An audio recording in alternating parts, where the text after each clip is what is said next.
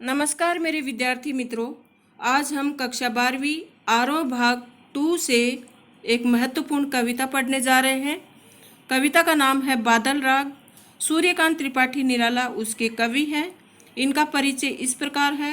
1899 महिषादल बंगाल के मेदिनीपुर जिले में इनका जन्म हुआ और पारिवारिक जो गांव है वो उन्नाव उत्तर प्रदेश में है। इनकी रचनाएं अनामिका, परिमल, गीतिका, बेला, नए पत्ते, अणिमा, तुलसीदास, कुकुरमुत्ता ये सब कविता संग्रह हैं। इनकी महत्वपूर्ण रचनाएं हैं और इनके द्वारा प्रकाशित पत्रिकाएं हैं समन्वय, मतवाला। इनका निधन 1961 में हुआ था। ये छायावाद के ऐसे कवि हैं जो एक और कबीर की परंपरा से जुड़ते हैं तो दूसरी ओर समकालीन कवियों के प्रेरणा स्रोत भी हैं। उनका ये विस्तृत काव्य संसार अपने भीतर संघर्ष और जीवन, क्रांति और निर्माण, ओज और माधुर्य, आशा और निराशा के द्वंद्व को कुछ इस तरह समेटे हुए है कि वह किसी भी सीमा में बंद नहीं पाता। विषयों और भावों की तरह भाषा की दृष्टि से भी निराला की कविता के कई रंग हैं। एक तरफ तत्सम सामासिक पदावली और ध्वन्यात्मक बिंबों से युक्त राम की शक्ति पूजा और कठिन छंद साधना का प्रतिमान तुलसीदास है, तो दूसरी तरफ देसी तट के शब्दों का सेंधापन लिए कुकुरमुत्ता, रानी और कानी, महंगू महंगा राज जैसी कविताएं भी इन्होंने रची हैं। बादल राग कविता अनामिका में 6 खंडों में प्रकाशित है। यहाँ उसका 6ठा खंड लिया गया है। आम आदमी के दुख से त्रस्त कवि यहाँ बादल का आह्वान क्रांति के रूप में कर रहा है, क्योंकि विप्लव रव से छोटे ही हैं शोभा पाते किसान मजदूर की आकांक्षाएं बादल को नव निर्माण के राग के रूप में पुकार रही हैं। तो यहाँ पर बादल जो है वो शोषित वर्ग के लिए क्रांति दूत बनकर आया है। बादल राग कविता हम पढ़ने जा रहे हैं। बहुत ही सरल शब्दों में समझाने का प्रयास करूंगी। अंत तक बने रहिएगा, वीडियो पूरा देखिएगा। अच्छा लगे तो लाइक करें, शेयर करें, चैनल को सब्सक्राइब करना ना भूलें। चलिए शुरू करते हैं। एक एक पंक्ति का शब्दार्थ और भावार्थ सरल शब्दों में समझेंगे। तीरती है समीर सागर पर, अस्थिर सुख पर दुख की छाया, जग के दग्ध हृदय पर निर्दय विप्लव की प्लावित माया।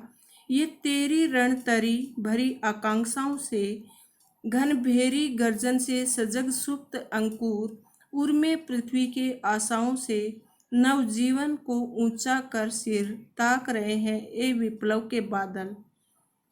तो यहाँ पर तीरती का अर्थ है तैरती, समीर का अर्थ है हवा, सागर का अर्थ है समुद्र। तो समीर सागर का अर्थ हुआ वायु रूपी हवा, वायु रूपी समुद्र। अस्थिर मतलब क्षणिक, चंचल। दग्ध मतलब जला हुआ। निर्दय का अर्थ है बेदर्द। विप्लव का अर्थ है विनाश और प्लावित का अर्थ है बाढ़, बाढ़ से ग्रस्त। रणतरी मतलब युद्ध की नौका और माया मतलब एक तरह का खेल। आकांक्षा कामना, इच्छा। आगे भेरी शब्द दिया है, उसका अर्थ है नगाड़ा। सजग मतलब जागरूक। सुप्त मतलब सोया हुआ। अंकुर बीज से निकला हुआ नन्हा सा पौधा। उर मतलब हृदय, ताकना, अपेक्षा से एकटक देखना।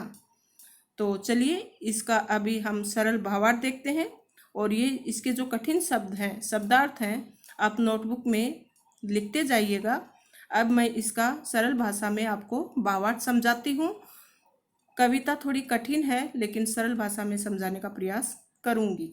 आपको जब ये पंक्तियाँ आए एग्जाम में लिखने के लिए दिया जाए तो इस तरह से प्रश्न आता है कि सप्रसंग व्याख्या कीजिए, प्रस्तुत पंक्तियों की सप्रसंग व्याख्या कीजिए। तो सबसे पहले आपको प्रसंग लिखना होता है। कैसे? प्रस्तुत काव्यांश हमारी पाठ्य पुस्तक आरोह भाग 2 में संकलित कविता बादल राग से लिया गया है। इसके रचयिता सूर्यकांत त्रिपाठी निराला है। और इन पंक्तियों में क्या बताया गया है वो भी आपको लिखना पड़ेगा। इसमें कवि ने बादल को विप्लव व क्रांति का प्रतीक मानकर उसका आह्वान किया है। फिर आगे एक एक पंक्ति का आपको अर्थ लिखना है। तो तिरती है समीर सागर पर, अस्थिर सुख पर दुख की छाया। कवि बादल को संबोधित करते हुए कहता है कि हे क्रांति दूत बादल, तुम आकाश में ऐसे मंडराते रहते हो जैसे पवन रूपी सागर पर कोई नौका तैर रही है। ये उसी प्रकार है जैसे अस्थिर सुख पर दुख की छाया मंडराती रहती है। तो ऐसे मतलब आप मंडराते रहते हो जैसे कि पवन रूपी सागर पर कोई नौका तैर रही है, और वह उसी प्रकार लगती है जैसे अस्थिर सुख पर दुख की छाया आ गई है, क्योंकि सुख अस्थिर रहता है और दुख हमेशा छाया रहता है। सुख हवा के समान चंचल है तथा अस्थायी है। बादल आगे कहते हैं कि बादल संसार के जले हुए हृदय पर निर्दयी परले रूपी माया के रूप में हमेशा स्थित रहते हैं। बादल युद्ध रूपी नौका में आम आदमी की इच्छाएं भरी हुई हैं, इनमें बादलों में। कवि कहता है कि हे बादल, तेरी भारी भरकम गर्जना से धरती के गर्भ में सोए हुए अंकुर सजग हो जाते हैं। घन भेरी गर्जन से सजग सुप्त अंकुर, मतलब तुम्हारी भयंकर गर्जना से जो सुप्त सोए हुए अंकुर, अंकुर मतलब छोटे पौधे हैं, वो निकल आते हैं, बाहर निकल आते हैं। कहने का मतलब है जो निष्क्रिय लोग हैं, जो कमजोर लोग हैं, वो भी तुम्हारे उत्साह देने से, तुम्हारी भयंकर गर्जना से उनमें भी उत्साह आ जाता है, और वो भी पूंजीपति लोगों का विरोध करने के लिए उनके खिलाफ खड़े हो जाते हैं उत्साह से। मतलब कमजोर और निष्क्रिय व्यक्ति भी संघर्ष के लिए तैयार हो जाते हैं। नव जीवन को ऊंचा कर सिर ताक रहे ए विप्लव के बादल। तो हे विप्लव के बादल, ये अंकुर नए जीवन की आशा में सिर उठाकर तुझे ताक रहे हैं, अर्थात शोषितों के मन में भी अपने उद्धार की आशाएं फूट पड़ती हैं। समझ में आया होगा बच्चों। फिर से मैं बताती हूँ कि बादलों को क्रांति का प्रतीक मानते हुए कवि कहते हैं कि हे क्रांति रूपी बादल, तुम आकाश में ऐसे मंडराते रहते हो जैसे पवन रूपी सागर पर कोई नौका तैर रही है, और ये उसी प्रकार है जैसे अस्थिर सुख पर दुख की छाया मंडराती रहती है। मतलब सुख है वो क्षणिक है, अस्थिर है, और दुख है वो हमेशा मंडराया रहता है। सुख हवा के समान चंचल है तथा अस्थायी है। बादल संसार के जले हुए हृदय पर निर्दयी परले रूपी माया के रूप में हमेशा स्थित रहते हैं। तो मतलब निर्दयी लोग हैं, उनके ऊपर हमेशा बादल मंडराए रहते हैं। जो पूंजीपति लोग हैं, उनको हमेशा डर लगता रहता है कि कभी भी क्रांति हो सकती है और हमारा विनाश हो सकता है।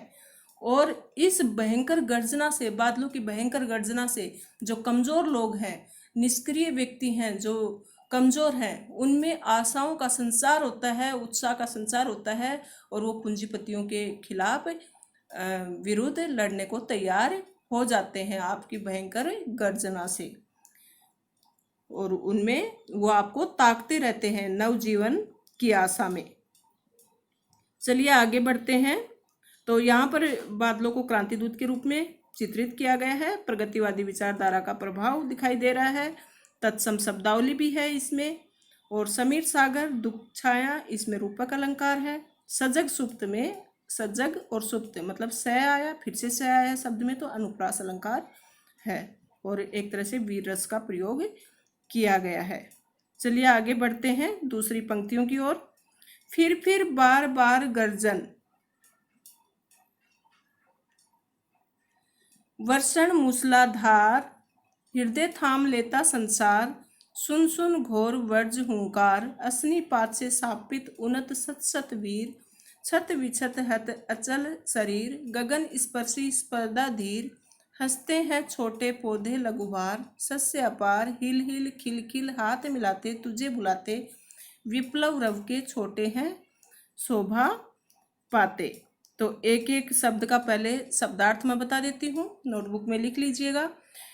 फिर मतलब आप जानते ही हो। गर्जन मतलब गरजना, वर्षण का मतलब है बारिश, मूसलाधार तेज बारिश, हृदय थामना मतलब एकदम से अपने आप को रोक लेना, भयभीत हो जाना। और घोर का अर्थ है भयंकर। विज्र मतलब हुंकार, वज्रपात के समान भयंकर आवाज। अग्निपात मतलब बिजली गिरना। शापित का अर्थ है सांप से ग्रस्त। उन्नत का अर्थ है बड़ा। सत सत सैकड़ों। विक्षिप्त घायल। और हत मतलब मरे हुए। अचल का अर्थ है पर्वत। गगन का अर्थ है गगन स्पर्शी मतलब आकाश को छूने वाला। और स्पर्शदर्ता मतलब धीरे आगे बढ़ने की होड़ करने हेतु बेचैनी।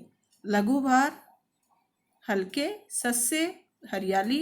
अपार मतलब बहुत। रव मतलब शोर। तो फिर से इसका प्रसंग आप वैसे ही लिखेंगे।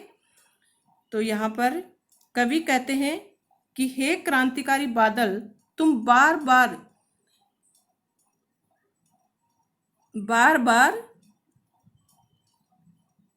गर्जन करो। बार बार गर्जन करते हो मतलब गरजते हो और मूसलाधार बारिश करते हो। तुम्हारी वज्र के समान भयंकर आवाज को सुनकर संसार अपना हृदय थाम लेता है। तो वर्षण मूसलाधार हृदय थाम लेता संसार। तो तुम्हारी बार बार गर्जना से और मूसलाधार बारिश करने से संसार अपना हृदय थाम लेता है, अर्थात भयभीत हो जाता है। फिर आगे कवि कहते हैं अग्निपात से शापित उन्नत सतसत वीर। अग्निपात मतलब बिजली गिरना। तो बिजली गिरने से आकाश की ऊंचाइयों को छूने की इच्छा रखने वाले ऊंचे पर्वत भी उसी प्रकार घायल हो जाते हैं जिस प्रकार से रण क्षेत्र में वज्र के प्रहार से बड़े बड़े वीर मृत्यु को प्राप्त हो जाते हैं। दूसरे शब्दों में कवि कहना चाहते हैं कि बड़े लोग और पूंजीपति ही क्रांति से प्रभावित होते हैं। मतलब तुम्हारी गर्जना से छोटे आम आदमियों को कोई प्रभाव नहीं पड़ता, वो तो हमेशा खुश ही रहते हैं। लेकिन तुम्हारी ये भयंकर मूसलाधार बारिश और भयंकर गर्जना से मतलब जो भी क्रांति होती है उससे बिजली चमकने से, बिजली चमकने का यहाँ अर्थ है बिजली गिरने का अर्थ कि जब भी क्रांति होती है अचानक से परिवर्तन आता है तो उसमें बड़े बड़े जो पूंजीपति लोग हैं वो ही प्रभावित होते हैं। इसके विपरीत जो छोटे छोटे पौधे हैं वो तो हंसते रहते हैं, उन पर किसी प्रकार का कोई प्रभाव नहीं पड़ता। मतलब बड़े लोग और पूंजीपति ही क्रांति से प्रभावित होते हैं। इसके विपरीत छोटे पौधे हमेशा, आम आदमी हमेशा खुश रहता है। फिर छत विछत हत अचल शरीर गगन स्पर्शी स्पर्धा धीर। तो वे उस विनाश से जीवन प्राप्त करते हैं। वे अपार हरियाली से प्रसन्न होकर हाथ हिलाकर तुझे बुलाते हैं। कौन? छोटे छोटे जो पौधे हैं वो तुम्हें पुकारते हैं अपनी मदद के लिए और अपनी खुशी से वो तुम्हें पुकारते हैं। सस्य अपार मतलब हरियाली से हमेशा खुश रहने वाले छोटे छोटे पौधे। दूसरे शब्दों में क्रांति से निम्न व दलित वर्ग को अपने अधिकार मिलते हैं, जबकि क्रांति से बड़े लोग, पूंजीपति लोग प्रभावित होते हैं। खिलखिल हाथ मिलाते तुझे बुलाते, विप्लव रव से छोटे ही शोभा पाते। तो जो छोटे छोटे पौधे हैं वो जब भी विप्लव विनाश होता है, क्रांति होती है, तो उससे वो खुशी ही होते हैं। चलिए आगे बढ़ते हैं। तो यहाँ भी कवि बादल को क्रांति और विद्रोह का प्रतीक मानता है और प्रगतिवादी दृष्टिकोण का विकास हुआ है, प्रकृति का मानवीकरण किया गया है। ठीक है, आगे बढ़ते हैं।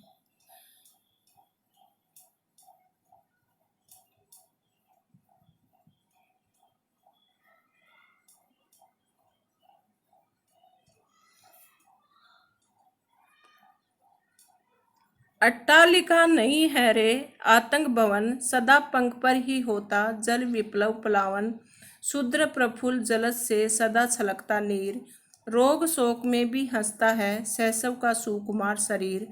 रुद्र कोश है शुद्ध तोष। तो अट्टालिका का अर्थ यहाँ पर है महल, अटारी। आतंक मतलब, आतंक भवन मतलब भय का निवास। यज्ञ का अर्थ है कीचड़। प्लावन मतलब बाढ़। शूद्र मतलब तुच्छ। प्रफुल्ल खिला हुआ, प्रसन्न। और जलज का अर्थ है कमल। नीर मतलब पानी, शोक मतलब दुख, और शैशव बचपन, सुकुमार मतलब कोमल, रुद्ध मतलब रुका हुआ, और कोश खजाना, शुद्ध क्रुद्ध, तोष मतलब शांति। तो इसका अर्थ समझ लेते हैं। यहाँ पर कवि कहते हैं कि पूंजीपतियों के ऊंचे ऊंचे भवन मात्र भवन नहीं अपितु ये गरीबों को आतंकित करने वाले भवन है। अट्टालिका नहीं है रे, आतंक भवन है। सदा पंख पर ही होता जल विप्लन प्लावन। तो ये जो अट्टालिका नहीं है, ये ऊंचे ऊंचे भवन नहीं है, ये गरीबों को आतंकित करने वाले भवन हैं, गरीबों को डराने वाले भवन हैं। ये सदैव गरीबों का शोषण करते हैं। वर्षा से जल प्लावन से मतलब जो सदा पंख पर ही होता जल विप्लव प्लावन। वर्षा से जो बाढ़ आती है वह सदा कीचड़ से भरी धरती को ही डुबोती है। भयंकर जल प्लावन सदैव कीचड़ पर ही होता है। कहने का मतलब है कि जब भी विनाश होता है तो इन पूंजीपति लोगों को ही उससे खतरा होता है, नुकसान होता है। शुद्र प्रफुल्ल, शुद्र मतलब छोटे, प्रफुल्ल मतलब खुश, जलज मतलब कमल। शुद्र प्रफुल्ल जलज से सदा छलकता नीर, जबकि जल जब कमल की पंखुड़ियों पर पड़ता है तो वह अधिक प्रश्न हो उठता है। तो कहने का मतलब प्रलय से पूंजीपति वर्ग ही प्रभावित होता है। निम्न वर्ग में बच्चे कोमल शरीर के होते हैं तथा रोग व कष्ट की दशा में भी सदैव मुस्कुराते रहते हैं। तो रोग शोक में भी हंसता है। शैशव का सुकुमार शरीर, रुद्र कोश है शुद्ध तोष, वे क्रांति होने पर भी प्रसन्न रहते हैं। पूंजीपतियों ने आर्थिक साधनों पर कब्जा कर रखा है, उनकी धन इकट्ठा करने की इच्छा अभी भी नहीं भरी है, और इतना धन होने पर भी उन्हें शांति नहीं। वे अपनी मतलब रुद्र कोश है शुद्ध दोष, उनको शांति अभी भी नहीं है। चलिए आगे बढ़ते हैं। अंगना अंग से लिपटे भी आतंक अंग पर कांप रहे हैं। धनी वज्र गर्जन से बादल त्रस्त नयन मुंह डांप रहे हैं। जीर्ण बाहु है शीर्ण शरीर, तुझे बुलाता कृषक अधीर। हे विप्लव के वीर, चूस लिया है उसका सार, हाड़ मात्र ही है आधार, ए जीवन के पारावार। तो यहाँ पर कृषक समाज की दयनीय दशा का वर्णन किया है कवि ने, और पूंजीपति लोगों पर कुठाराघात करते हुए कहते हैं कि जीर्ण मतलब पुरानी, और शिथिल मतलब शिथिल बहु मतलब भुजा, पुरानी भुजा, और शीर्ण मतलब कमज़ोर, कृषक किसान, अधीर व्याकुल, विप्लव मतलब विनाश, सार मतलब प्राण, हाड़ मतलब मात्र केवल हड्डियों का ढांचा, यारावार मतलब समुद्र। तो इसमें कवि कहते हैं कि अपने प्रिय के अंग से लिपटकर भी ये डर रहे हैं, कांप रहे हैं, इनका शरीर कांप रहा है। धनी वज्र गर्जन से बादल त्रस्त नयन मुंह ढांप रहे।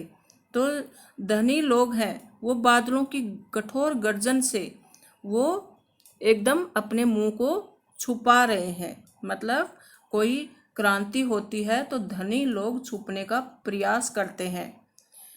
जीर्ण बाहु है शीर्ण शरीर, जीर्ण मतलब कमजोर जो शरीर है। कवि कहता है कि हे विप्लव के वीर, शोषण के कारण किसान की बाहें शक्तिहीन हो गई हैं, शरीर कमजोर हो गया है। वह शोषण को खत्म करने के लिए अधीर होकर तुझे बुला रहा है। तुझे बुलाता कृषक अधीर है, तो किसान है वो तुम्हें शोषण के खिलाफ आवाज उठाने के लिए अधीर होकर व्याकुल होकर बुला रहा है।